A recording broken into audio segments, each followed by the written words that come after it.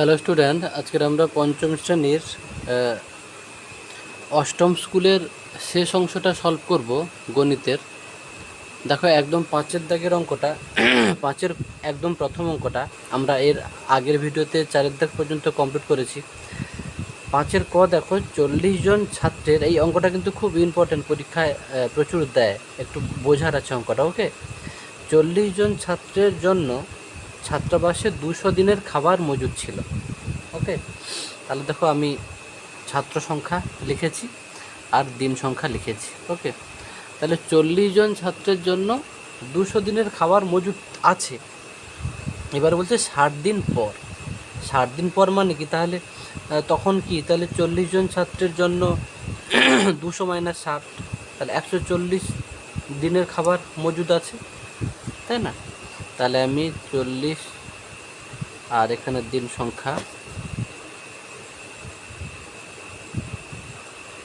200 minus মানে বিয়োগ। ওকে, 140। ওকে, তাহলে কি হলো? 40 জন ছাত্রের তাহলে 140 দিনের খাবার মজুদ আছে। তারপরে বলছে 12 জন চলে যায়, তার মানে কি? 40 বিয়োগ 12 সমান 28। বলছে 28 জন ছাত্রের, মানে বাকি ছাত্র 12 জন চলে গেলে মানে বাকি ছাত্রের মজুদ খাবারে কতদিন চলবে। ওকে, এখানে তুমি ঐকিক নিয়মও করতে পারো আর সম্পর্ক বার করেও করতে পারো। দেখো, 40 জন ছাত্রের মজুদ খাওয়ার 140 দিন চলে, তাহলে ছাত্র সংখ্যা যদি কমানো হয় তাহলে 28 জন ছাত্রের ওই মজুদ খাওয়ার আরও বেশি দিন চলবে না কম দিন চলবে? ছাত্র সংখ্যা কমলে ওই খাবারটা আরও বেশি দিন চলবে, তাহলে এটা কমলো এটা বাড়লো, তাহলে কমলে বাড়ে, এরকম হলে কি হয়? ব্যস্ত সম্পর্ক হলো। আর কেউ যদি ঐকিক নিয়ম করতে পারো, এরকম লিখবে যে 40 জন মজুদ খাবার 40 জন ছাত্রের 120 দিন চলে, একজন ছাত্রের কত দিন চলবে আর 28 জন ছাত্রের কত দিন চলবে। ওকে, আমি না করে দিচ্ছি, দেখো ঐকিক নিয়মে।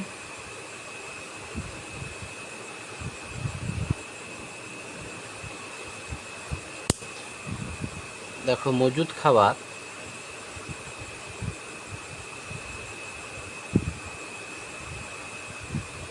মজুদ খাবার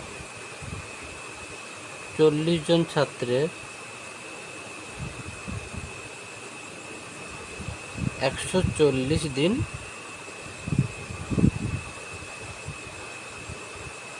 চলে, তাহলে মজুদ খাবার একজন ছাত্রের অনেক বেশি দিন চলবে, তাহলে গুণ হবে। তাহলে মজুদ খাবার 28 জন ছাত্রের কতদিন চলবে? একজনের যদি এতদিন চলে, 28 দিনের 28 জনের নিশ্চয়ই কম চলবে, তো কম হলে ভাগ হবে 28। তাহলে 7 2 14, 7 4 28, 7 4 28, 7 2 14 0, 4 5 20, 400, 40 5 200, তাহলে 200 দিন চলবে। যেহেতু বড় প্রশ্ন অতএব লিখতে বলেছি, অতএব বাকি ছাত্রদের মজুদ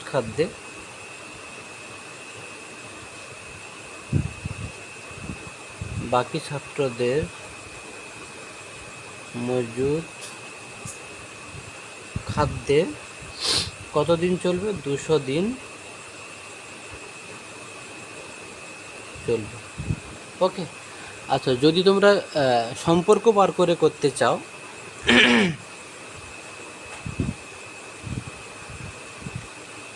আমি দ্বিতীয় পদ্ধতি বলে করে দিচ্ছি। এত দূর করলে হবে। আর যারা সম্পর্ক বার করে করবে, মানে এই অংশটা করবে, এখান থেকে এত দূর করে সম্পর্ক বার করবে, তাহলে কি সম্পর্কটা বার করে নিই।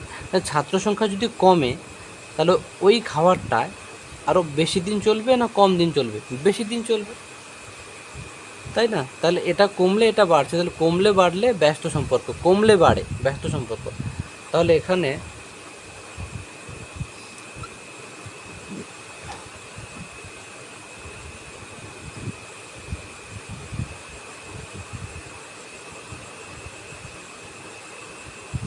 ছাত্র সংখ্যা ও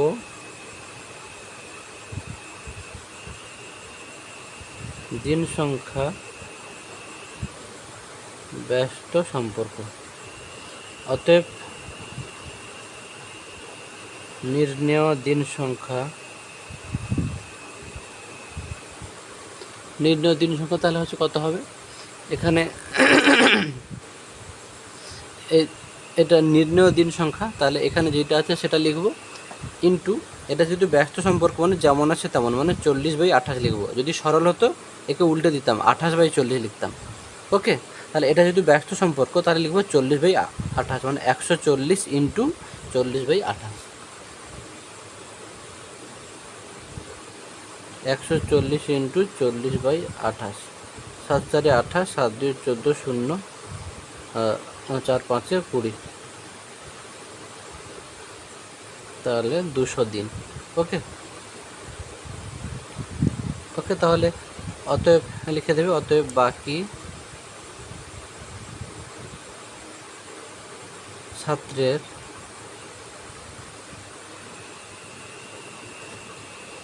মজুদ খাদ্যে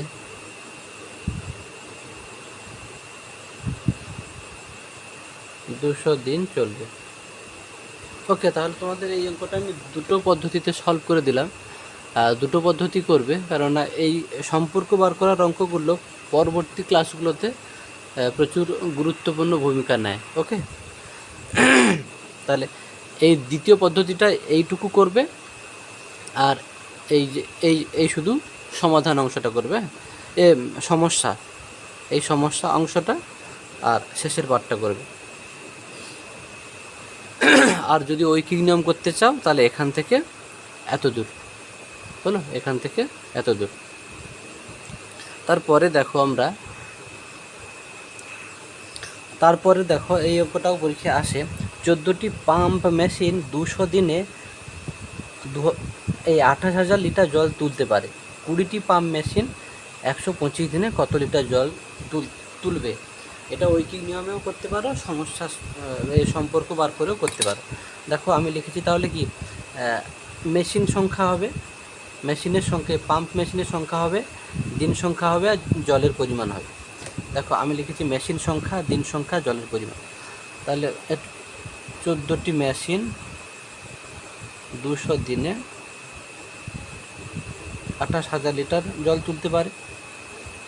তারপরে কি 20টি মেশিন 125 দিনে কত লিটার জল তুলবে? ওকে, তাহলে সম্পর্ক বার করে করছি। এটা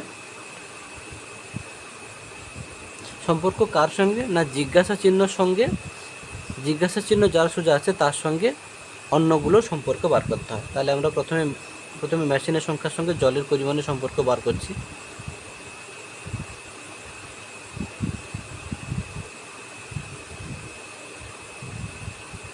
মেশিনের সংখ্যার সঙ্গে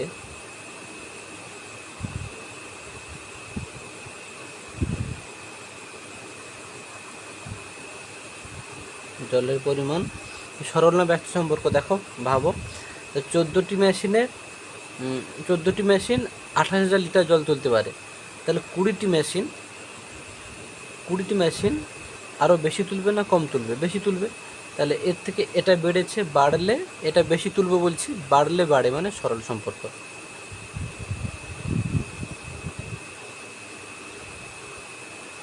আবার দেখো দিন সংখ্যার সঙ্গে জলের পরিমাণ,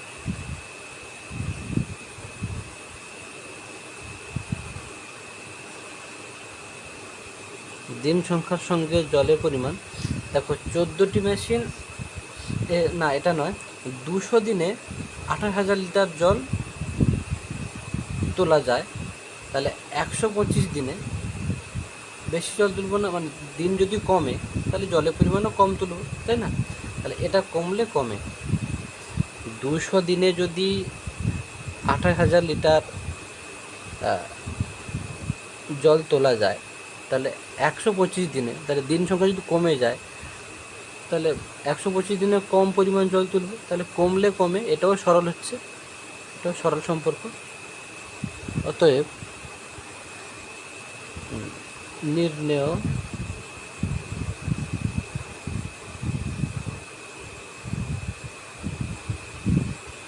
জলের পরিমাণ,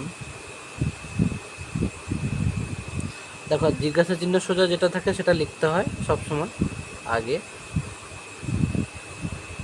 ইন্টু দিয়ে, এটা কি প্রথমটা কি সরল সম্পর্ক, সরল হলে উল্টে যায়, মানে 20/14 লিখবো, 20/14। দ্বিতীয়টাও সরল সম্পর্ক, মানে এটা 125/200 লিখবো, ইন্টু দিয়ে 125/200 হলো।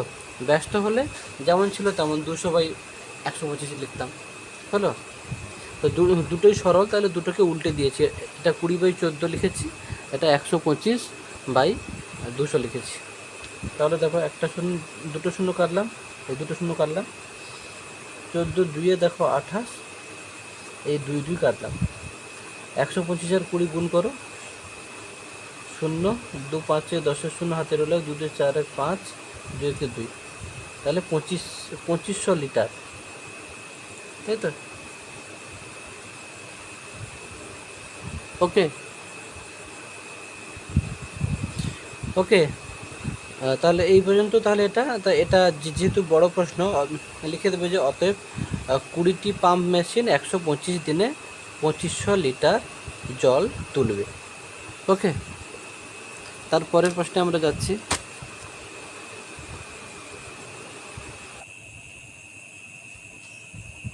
দেখো তারপরে একটি বর্গাকার মাঠের ক্ষেত্রফল দিয়েছে 144 বর্গমিটার। দেখো তাহলে আমি করছি, দেখো তাহলে ক্ষেত্রফল সমান 144, ক্ষেত্রফলের সূত্র কি, বাহু স্কয়ার, তাহলে বাহু স্কয়ার সমান 144, তাহলে বাহু সমান কী হবে, √140। তোমাদের কি বলেছি যে কোনো কিছু বর্গ সমান যেইটা থাকবে শুধু সেইটাকে বার করতে হলে এটা এদিকে গেলে √ওভার চিহ্ন হয়ে যাবে, হলো। তাহলে এইটা সমান কি লিখতে পারি, 12 গুণিতক 12 সমান রুটের বাইরে বেরোবে কি 12, মানে জোড়ের জন্য একটা বাইরে বেরো, তাহলে বাহু এটা হলো। তাহলে অতএব বর্গাকার মাঠটির পরিসীমা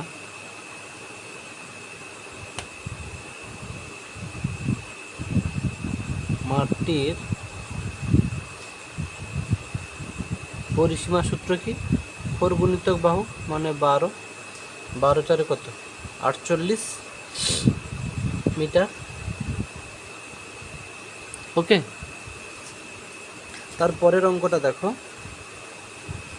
গ সরল করতে বলছে, 6 গুণিতক 5 গুণিতক 4 ভাজিতক 8 ভাজিতক 5 গুণিতক 7। দেখো ভাগ গুণ যোগ বিয়োগ, তাহলে এখানে গুণ আর ভাগ আছে, তাহলে ভাগ ফার্স্টে তারপরে গুণ, তাহলে ভাগের কাজ আগে। 4কে দিয়ে কিন্তু 8কে ভাগ করা যায় না, এগুলো কেমন করব একটু দেখে নাও। তাহলে 6 গুণিতক 5 গুণিতক 4, একে আমি গুণ চিহ্ন দিয়ে উল্টে দেবো, এর নিচে কিছু নেই মানে ভাবো 1 আছে, তাহলে 1/8, একেও গুণ চিহ্ন দিয়ে উল্টে দেবো, 1/5 হলো, গুণিতক 7। ক্লিয়ার? দেখো এটা এটা রেখেছি, এটা রেখেছি, এটা রেখেছি। এই ভাগটাকে যেহেতু 4কে তো 8 দিয়ে ভাগ করা যায় না, তখন আমরা ভগ্নাংশের ভাগ যেমন করি, ভগ্নাংশের ভাগের নিয়ম কি যে এটা প্রথমটা যেটা থাকে সেটা থাকে, ইন্টু দ্বিতীয়টাকে উল্টে দেওয়া, 8কে উল্টালে 1/8, 3কে উল্টালে 1/3, 6কে উল্টালে 1/6, 9কে উল্টালে 1/9 হলো, এভাবে হয়। তারপরেরটাও একই, একেও আমি গুণ চিহ্ন দিয়ে 1/5 করে দিয়েছি, 1/5 ইন্টু 7। দেখো এবারে 4 2 8, 2 3 6 হলো, 5 কেটে গেল, তাহলে শুধু 7 3 21, সমান কত হবে 21। ওকে, তারপরের প্রশ্ন দেখো, এই যে ঘয়ের দাগে আছে, একটি 5 সেমি ব্যাসার্ধ বিশিষ্ট বৃত্ত, আগেই বলেছিলাম যে বৃত্ত আঁকতে হলে ব্যাসার্ধ লাগে, ব্যাস নয়। ব্যাস যদি থাকে ব্যাসের অর্ধেক করে নেবে, হলো? সেই অর্ধেকেই কাঁটা কম্পাস বসিয়ে ঘুরিয়ে দেবে। এটা যদি ব্যাসার্ধ দেওয়া আছে তাহলে এটা একদম সহজ। দেখো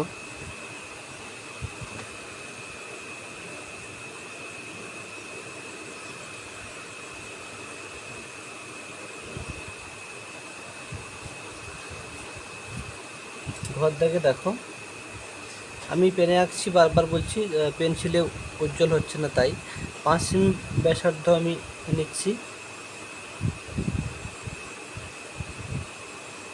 এই হলো 5 সেমি ব্যাসার্ধ নিলাম, নিয়ে যেহেতু ব্যাসার্ধ আছে এই মাপটা নিয়ে এবারে ঘুরিয়ে দাও।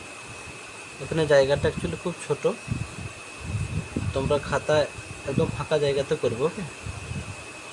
আর একবারই ঘোরাবে। আচ্ছা, 5 সেমি ব্যাসার্ধ বিশিষ্ট বৃত্ত অঙ্কন করলাম, আর বৃত্তের ব্যাস, ব্যাসার্ধ আর জ্যা, হলো?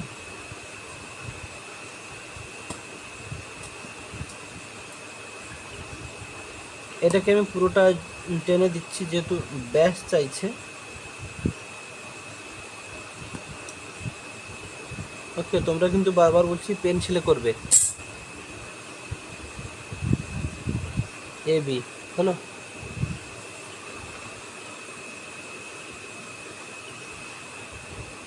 তাহলে লিখে দিচ্ছি ব্যাস এ বি। আচ্ছা, ব্যাসার্ধ কত? আচ্ছা, এখানে ও দিলাম এই বিন্দুতে। ব্যাসার্ধ, ব্যাসার্ধ এও বা ও বি, হলো?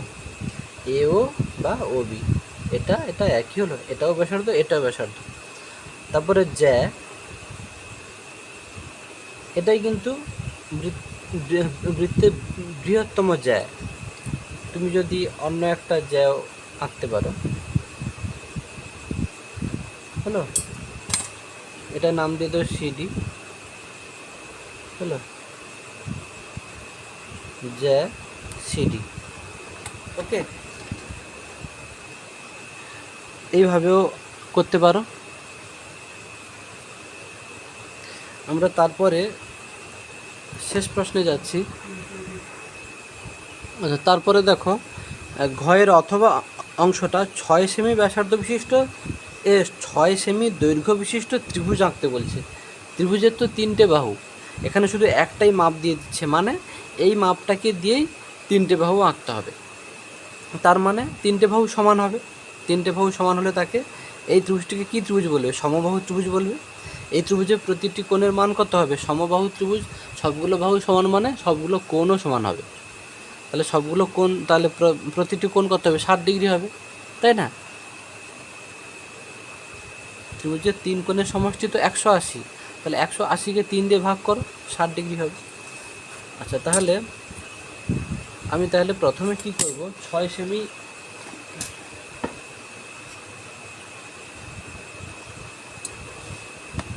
দেখো আমি 6 সেমি একটা মাপ নিয়ে নিচ্ছি। এখান থেকে এই হলো 6 সেমি, ওকে? এই মাপটা তুমি, যেহেতু ত্রিভুজে তো 3টে বাহু, তাহলে তো 3টে মাপ তো দেওয়ার কথা, কিন্তু এখানে যেহেতু একটা মাপ দিয়েছে তাহলে এই মাপটা দিয়েই তোমাকে কাজ করতে হবে। এদিক দিয়ে বৃত্তচাপ অঙ্কন করো, আর এদিক দিয়ে এখানে এই ছেদ করলো, হলো? তাহলে এখান থেকে এইটা যোগ করে দাও,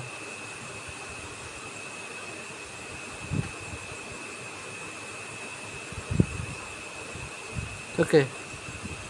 এইটা যোগ করে দিলে আর এদিকটাও যোগ করে দিলে, ওকে?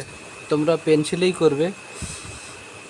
এ বি সি, তাহলে এই ত্রিভুজটিকে কী ত্রিভুজ বলে?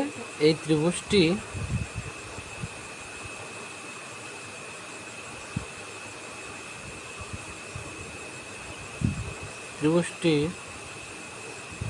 সমবাহু ত্রিভুজ। এর প্রতিটি কোণের মান 60 ডিগ্রি হয়, হলো? এর প্রতিটি